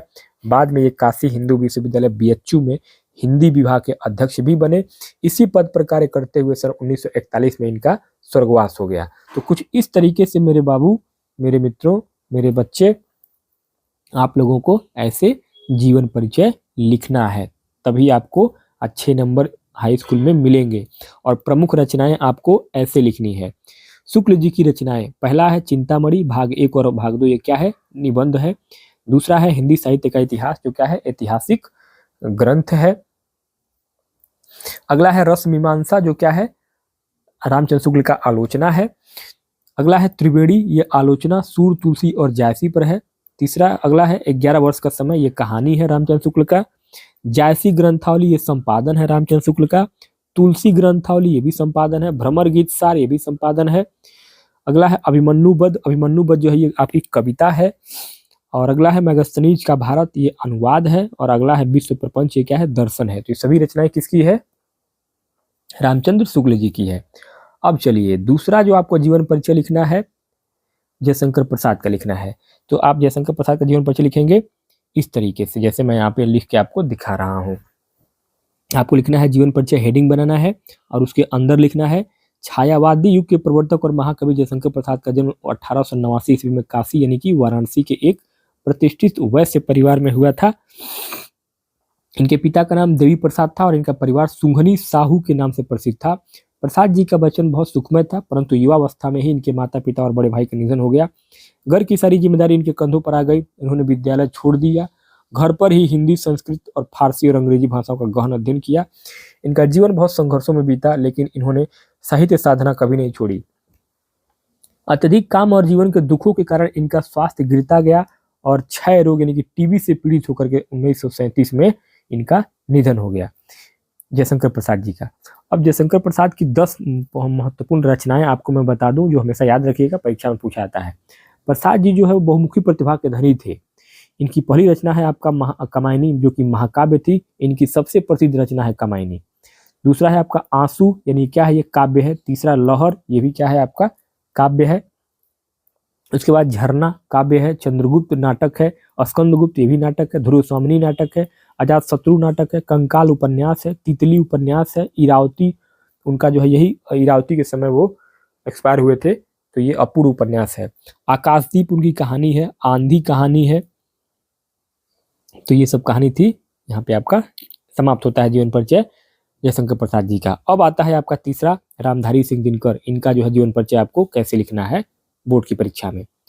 ओज और वीरता के कवि, राष्ट्र कवि रामधारी सिंह दिनकर का जन्म 1908 में बिहार राज्य के मुंगेर, जो कि अब जो है बेगूसराय के नाम से जाना जाता है, उसी जिले के सिमरिया गांव में हुआ था। इनके पिता का नाम रवि सिंह और माता का नाम मनरूप देवी था। पटना विश्वविद्यालय से बीए करने के बाद ये एक स्कूल में प्रधानाचार्य बने। बाद में इन्होंने बिहार सरकार के अधीन सब रजिस्ट्रार और प्रचार विभाग में उप निदेशक के पदों पर कार्य किया। ये राज्यसभा के सदस्य भी मनोनीत किए गए। इनकी सेवाओं के लिए भारत सरकार ने इन्हें पद्म भूषण से सम्मानित किया। इनकी रचना उर्वशी के लिए इन्हें ज्ञानपीठ पुरस्कार मिला और सन 1974 ईस्वी में इनका देहावसान हो गया, यानी कि मृत्यु हो गई। अब रामधारी सिंह दिनकर की प्रमुख रचनाओं को आपको याद कर लेना है। जैसे कि पहला रचना है उर्वशी, जो कि महाकाव्य है। इसी के लिए उनको जो है वो ज्ञानपीठ पुरस्कार मिला था। दूसरा है आपका रश्मिरथी, ये क्या है, खंड काव्य है जो कि कर्ण के जीवन पर आधारित है। तीसरा कुरुक्षेत्र क्या है, काव्य है आपका। चौथा रेणुका क्या है, ये भी आपका काव्य है, कविता है। हुंकार काव्य है, रसवंती काव्य है, परशुराम की प्रतीक्षा काव्य है। अगला संस्कृत के 4 अध्याय, ये क्या है, गद्य है, निबंध है। साहित्य अकादमी पुरस्कार मिला था संस्कृत के 4 अध्याय के लिए रामधारी सिंह दिनकर को। अगला है अर्धनारीश्वर, ये निबंध है। रेती के फूल, ये गद्य है। वट पीपल, ये भी क्या है, रामधारी सिंह दिनकर का वट पीपल गद्य है। अब जो है बढ़ते हैं आगे। खंड ख, कवियों का जीवन परिचय, यानी कि पोइट्स के आपको लिखने हैं। पहला है गोस्वामी तुलसीदास। गोस्वामी तुलसीदास का जीवन परिचय आपको कैसे लिखना है, यहाँ ऐसे मैंने लिखा हुआ है, ऐसे ही आपको लिखना है। लोकनायक गोस्वामी तुलसीदास के जन्म के संबंध में विद्वानों में मतभेद है, परंतु सर्वमान्य रूप से इनका जन्म 1532 में बांदा जिले के राजापुर गांव में माना जाता है। इनके पिता का नाम आत्मा राम दुबे और माता का नाम हुलसी था। जन्म लेते ही इनके मुख से राम शब्द निकला था। मूल नक्षत्र में जन्म लेने के कारण माता पिता ने इन्हें त्याग दिया था। इनका पालन पोषण बाबा नरहरि दास ने किया और इन्हीं से इन्होंने शिक्षा प्राप्त की। इनका विवाह रत्नावली से हुआ। पत्नी के प्रति इनकी अत्यधिक आसक्ति थी। एक बार पत्नी की फटकार, अस्थि चर्ममय देह यह तासो, ऐसी प्रति सुनकर इनका मन संसार से विरक्त हो गया और ये राम भक्ति में लीन हो गए। इन्होंने काशी, अयोध्या और चित्रकूट में रह करके साहित्य रचना की। सन 1623 ईस्वी में काशी के 80 घाट पर इनका निधन हो गया। बहुत बढ़िया। गोस्वामी तुलसीदास सबसे प्रमुख हैं। इनकी प्रमुख रचनाएं हैं श्री रामचरितमानस, जो कि क्या है, महाकाव्य है और ये अवधी भाषा में लिखा गया। बहुत इंपॉर्टेंट है दोस्तों, बहुत बार रिपीट होता है पेपर में। दूसरा इनकी रचना है विनय पत्रिका, जो कि ब्रज भाषा में लिखा गया था। अगला है कवितावली, गीतावली। ये सारी रचनाएं जो है वो गोस्वामी तुलसीदास की है। दोहावली, कृष्ण गीतावली, बरवय रामायण, रामलला नहछू, वैराग्य दीप, वैराग्य संदीपनी, जानकी मंगल, पार्वती मंगल, रामाज्ञा प्रश्न, ये सारी रचनाएं जो है वो गोस्वामी तुलसीदास जी की हैं। अब बढ़ते हैं आगे। दूसरा जो है मैथिली शरण गुप्त जी। मैथिली शरण गुप्त का जीवन परिचय आपको लिखना है, तो आप ऐसे लिखिएगा। राष्ट्रकवि मैथिली शरण गुप्त का जन्म सन 1886 में झांसी जिले के चिरगांव नामक स्थान पर हुआ था। इनके पिता सेठ रामचरण गुप्त भी एक अच्छे कवि थे। अतः काव्य संस्कार इन्हें विरासत में मिले थे। ये आचार्य महावीर प्रसाद द्विवेदी को अपना साहित्यिक गुरु मानते थे। गुप्त जी के हृदय में देश प्रेम कूट कूट कर भरा था। इनकी रचना भारती ने स्वतंत्रता संग्राम में भारतीयों में नया जोश भर दिया था। महात्मा गांधी ने इन्हें राष्ट्र कवि की उपाधि दी थी। ये राज्यसभा के सदस्य भी रहे और इन्हें पद्म भूषण से सम्मानित किया गया। सन 1964 में इनका निधन हो गया था। इनकी प्रमुख जो रचनाएं हैं मैथिली शरण गुप्त की, वो ये है। पहला है साकेत, जो कि क्या है, महाकाव्य है और ये उर्मिला के जीवन पर आधारित है। लक्ष्मण की पत्नी जो उर्मिला थी, उनके जीवन पर आधारित है साकेत। दूसरा है भारत भारती, जो कि देश प्रेम की कविता है। तीसरा यशोधरा, चंपू काव्य है। चौथा जयद्रथ वध, जो है जयद्रथ का वध, खंड काव्य है। पंचवटी खंड काव्य है। द्वापर, सिद्धराज। इसके अलावा आपका नहसु, अनग, रंग में भंग, इनकी पहली रचना थी रंग में भंग, और किसान। ये सब रचनाएं जो है किनकी थी। तो यहाँ पे अब आपका ये कंप्लीट हो जाते हैं कौन, मैथिली शरण गुप्त का जीवन परिचय आपको यहाँ पे कंप्लीट हो जाता है। चलिए अब बढ़ते हैं आगे। महादेवी वर्मा, महादेवी वर्मा, महादेवी वर्मा जो है कवित्री हैं। इनका जीवन परिचय आपको लिखना है इस तरीके से। आधुनिक युग की मीरा और छायावाद की प्रमुख आधार स्तंभ महादेवी वर्मा का जन्म सन 1907 ईस्वी में उत्तर प्रदेश के फर्रुखाबाद में होली के दिन हुआ था। इनके पिता गोविंद सहाय वर्मा एक प्रधानाचार्य थे और माता हेमरानी देवी एक विदुषी महिला थी। महादेवी जी ने प्रयाग विश्वविद्यालय से संस्कृत में MA किया और ये प्रयाग महिला विद्यापीठ की प्रधानाचार्य और कुलपति भी रहे। इनका विवाह छोटी उम्र में हो गया था, परंतु इनका मन वैवाहिक जीवन में नहीं लगा। इन्होंने अपना पूरा जीवन साहित्य और समाज सेवा को समर्पित कर दिया। इनकी रचना यामा के लिए इन्हें सर्वोच्च ज्ञानपीठ पुरस्कार प्राप्त हुआ था और सन 1987 में प्रयागराज में इनका निधन हो गया। महादेवी वर्मा का जो प्रमुख रचना है वो इस तरीके से है, इसको आप याद कर लीजिए, परीक्षा में यही सब पूछा जाता है बार बार। यामा क्या है? एक संग्रह है। निहार काव्य है, रश्मि काव्य है, नीरजा काव्य है, सांध्य गीत काव्य है, दीपशिखा काव्य है, अतीत के चलचित्र एक रेखा चित्र है, स्मृति की रेखाएं एक संस्मरण है, पथ के साथी संस्मरण है और श्रृंखला की कड़ियां निबंध है। तो ये सब रचनाएं जो है ये महादेवी वर्मा जी की हैं। इसमें से एक रचना है आपका मेरा परिवार, पशु पक्षियों पर ये संस्मरण लिखा था उन्होंने।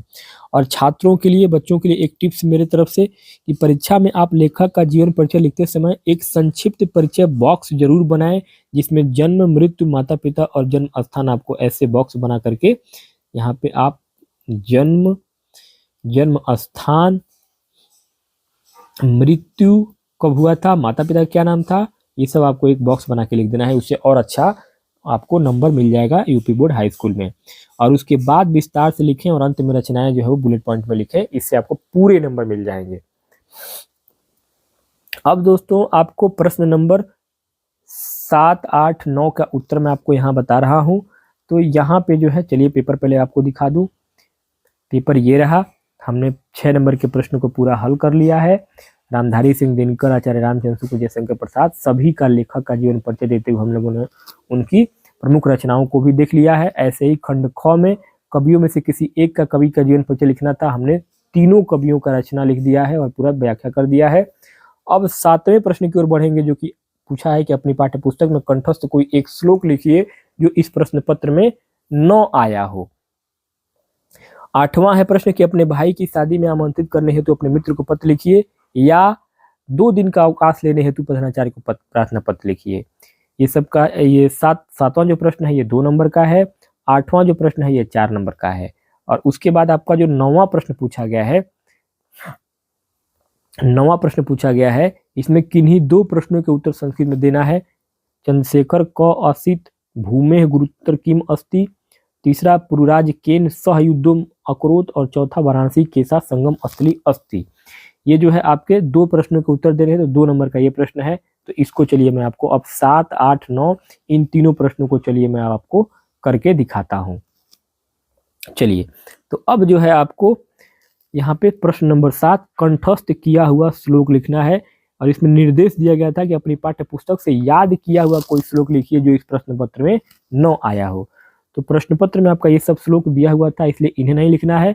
तो इसका उत्तर हम आपको लिखते हैं यहाँ पे, बंधनम मरणम वापी जयो वापी पराजय उभयत्र समो वीरः वीर भावो ही वीरता। इसका हिंदी में अर्थ है बच्चों को समझाने के लिए कि चाहे बंधन हो या मृत्यु, चाहे जीत हो या हार, वीर पुरुष दोनों ही स्थितियों में समान रहते हैं। सुख दुख में एक समान रहना ही वीरता कहलाती है। तो आपका ये आपका एक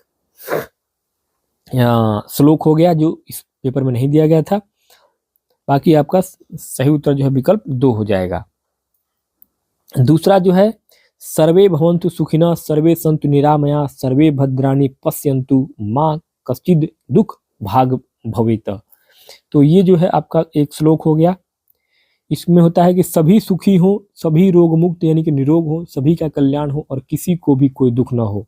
तो ये आपका 7 नंबर का प्रश्न कंप्लीट हो गया इसका अर्थ समझाते हुए। अब दोस्तों प्रश्न नंबर 8 में 8वां प्रश्न पूछा गया कि पत्र लिखने की लेटर राइटिंग लिखना है आपको। इस प्रश्न में 2 विकल्प हैं, आपको परीक्षा में कोई एक ही करना है, लेकिन यहाँ दोनों के सही फॉर्मेट हम आपको दे रहे हैं। विकल्प क कह रहा है कि मित्र को विवाह का निमंत्रण यानी कि अनौपचारिक पत्र आपको कैसे लिखना है। तो मैं आपको यहाँ पे बता रहा हूँ कि कैसे आपको लिखना है दोस्तों। तो इसका फॉर्मेट है ये, ऐसे लिखना है आपको पेपर में, कॉपी में। कानपुर उत्तर प्रदेश, यहाँ आप अपने शहर का नाम लिख सकते हैं। दिनांक आपको डाल देना है यहाँ पे, प्रिय मित्र सुरेश, सप्रेम नमस्ते। तुम्हें यह जानकर अत्यंत प्रसन्नता होगी कि मेरे बड़े भाई श्री राकेश कुमार का शुभ विवाह दिनांक 15 मार्च 2025 को निश्चित हुआ है। बारात हमारे निवास स्थान से सायंकाल 7 बजे ग्रैंड होटल लखनऊ के लिए प्रस्थान करेगी।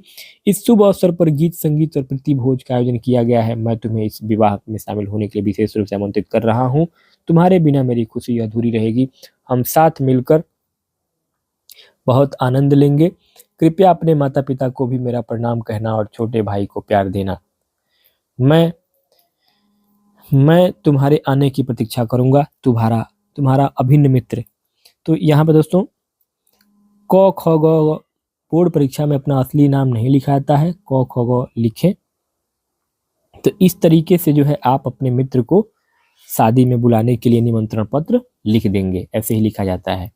अब दोस्तों आगे मैं बढ़ता हूं। अब आपको विकल्प ख दिया गया था कि प्रधानाचार्य को अवकाश हेतु औपचारिक पत्र लिखिए। तो उसका फॉर्मेट प्रारूप जो होता है वो कुछ इस तरीके से होता है। सबसे पहले आपको लिखना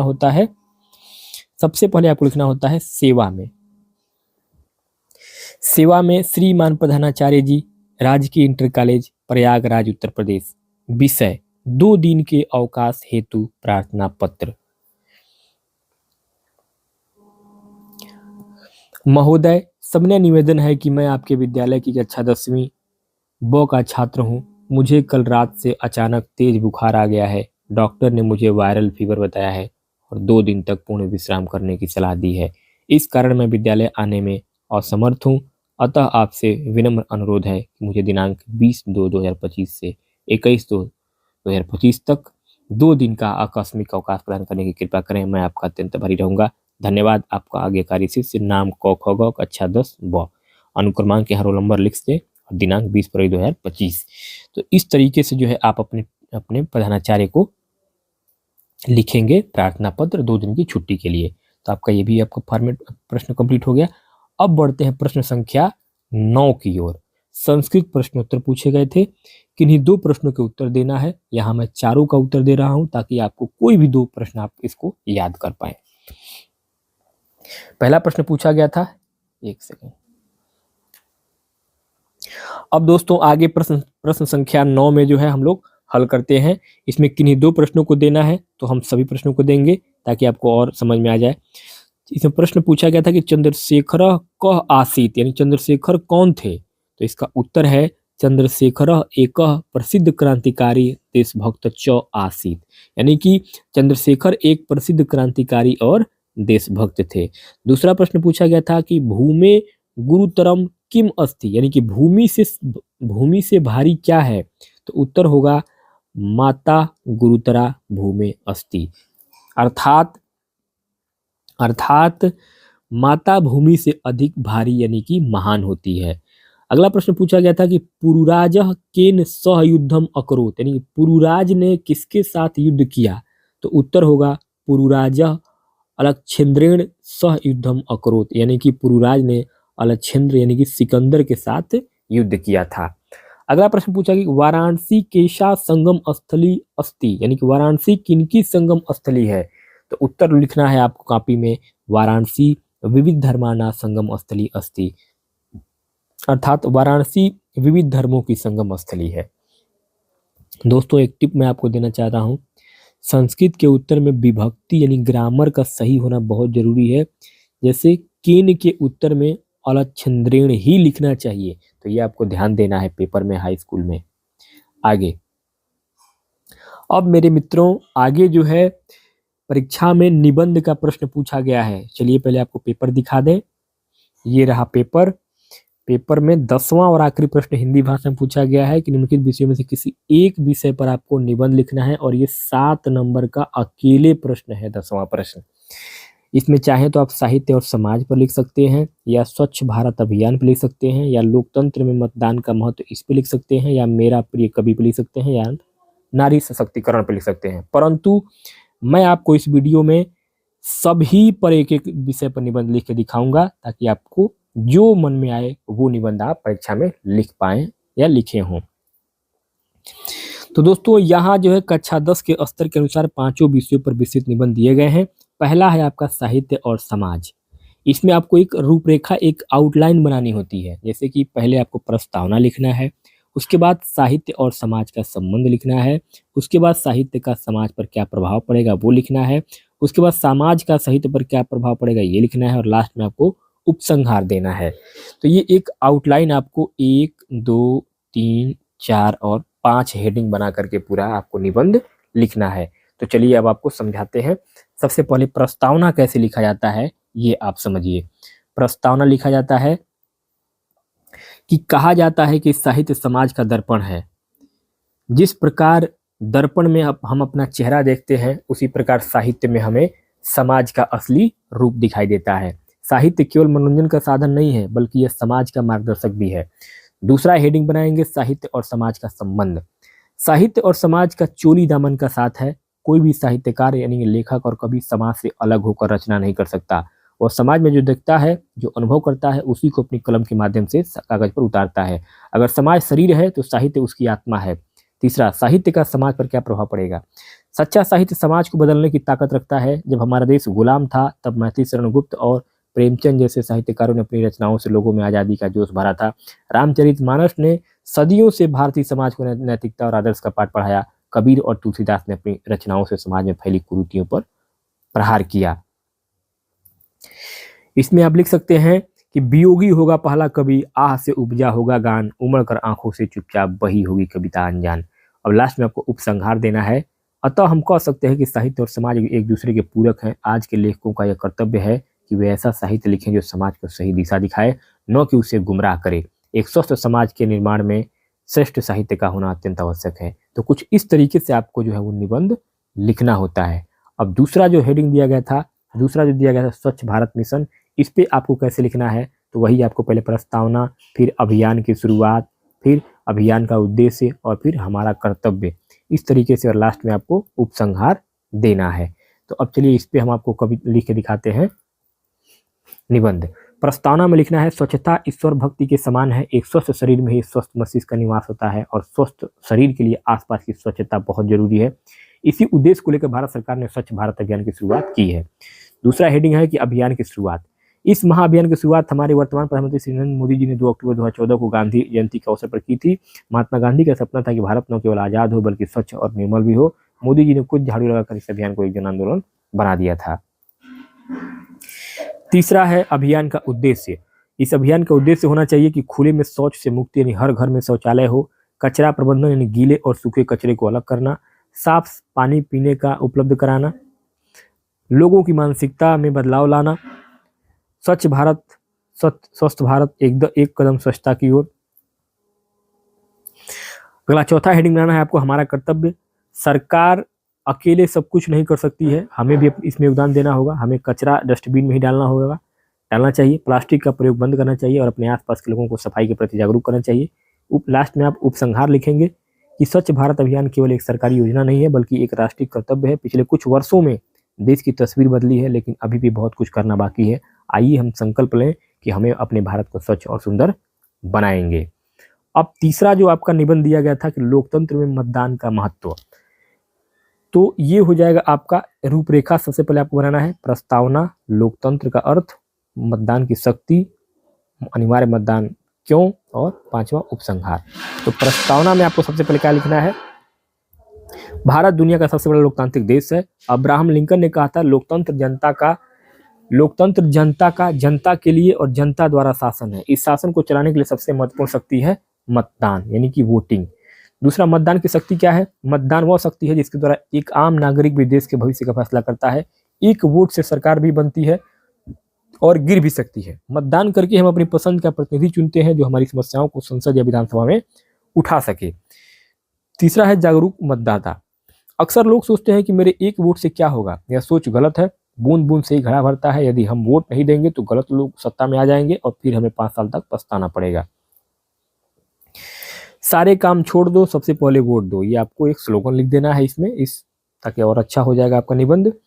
चौथा आपको हेडिंग बनाना है कि अनिवार्य मतदान क्यों। देखिए, लोकतंत्र की मजबूती के लिए 100% मतदान जरूरी है। हमें जाति, धर्म या लालच, पैसे, शराब के आधार पर वोट नहीं देने चाहिए, बल्कि उम्मीदवार की योग्यता देखकर वोट देनी चाहिए। लास्ट में आपको एक उपसंहार बनाना है। निष्कर्ष, उपसंहार को हम निष्कर्ष भी लिख सकते हैं। निष्कर्ष, मतदान हमारा अधिकार भी है और कर्तव्य भी। एक जिम्मेदार नागरिक होने के नाते हमें अपने मताधिकार का प्रयोग जरूर करना चाहिए। जब हर नागरिक जागेगा तभी देश आगे बढ़ेगा।